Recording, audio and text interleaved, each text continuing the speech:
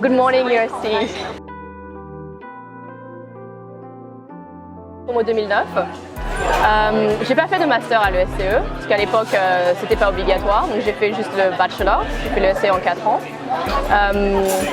Bizarrement, j'ai pas fait d'échange avec l'ESCE, mais j'ai fait 2 stages à l'étranger, donc j'ai fait mes stages à Hong Kong en fait.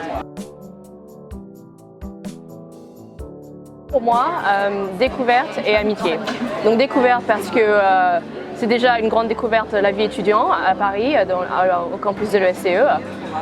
Découverte de l'international aussi, voyager, faire des stages à l'étranger, parler d'autres langages, des cours vachement différents aussi. Et amitié parce qu'on se fait vraiment un groupe d'amis qu'on a vraiment pour toute la vie. Donc moi ça fait 8 ans que j'ai fini le SCE et je suis toujours en contact avec 4-5 super potes qui vivent tous à l'étranger aussi et c'est super.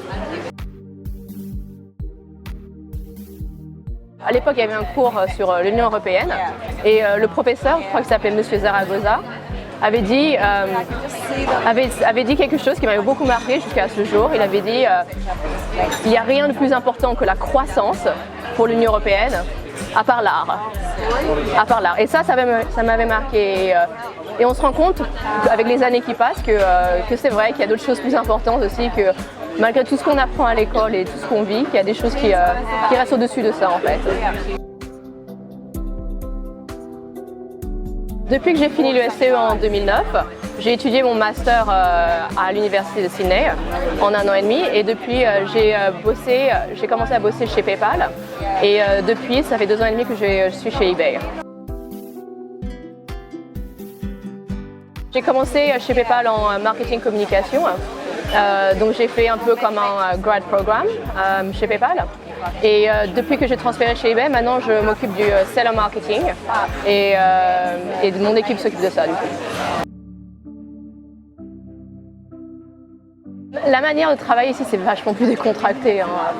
C'est vachement, il y a moins de hiérarchie. Après je ne sais pas si en France il y a encore beaucoup de hiérarchie ou si c'est un cliché, hein.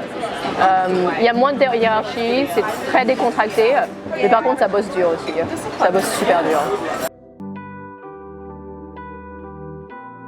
Pour les étudiants de l'ESCE ou ceux qui viennent de finir de l'ESCE, c'est vraiment de ne pas trop se prendre la tête. Donc si vous n'avez pas de plan de carrière, de plan de vie, c'est pas grave. Faites des choses, c'est tout. Ne vous arrêtez pas de bouger, essayez de faire des choses. Des fois ça marche, des fois ça marche pas.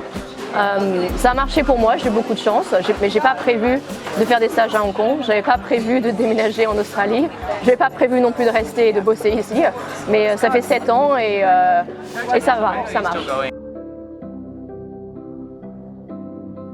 Aller à la plage, beaucoup. Il y a 6 mois de plage plus par an, donc autant en profiter, hein, c'est la vie ici.